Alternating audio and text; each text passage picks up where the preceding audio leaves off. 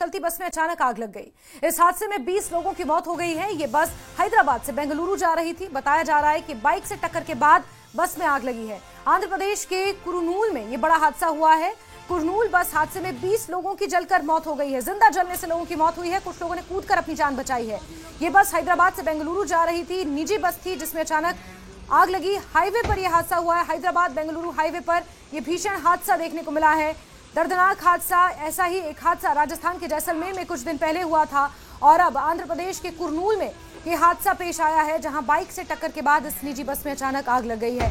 लोगों ने कूदकर अपनी जान बचाई है, लेकिन 20 लोग इसमें जिंदा जलकर अपनी जान गंवा चुके हैं। बाइक से टक्कर के बाद ये आग लगी। कई यात्रियों ने तो कूदकर अपनी जान बचा ली, लेकिन जो यात्री कूद नहीं पाए उनकी जलकर मौत हो गई है। जिंदा जलने से लोगों की यहाँ मौत होना बताया जा रहा है। आंध्र प्रदेश के कुरनूल से आपको ये खबर दे रहे हैं। दर्दनाक हादसा यहाँ पर देखने को मिला है, जहाँ ये बस बाइक से टकराने के बाद हादसे का शिकार हो गई।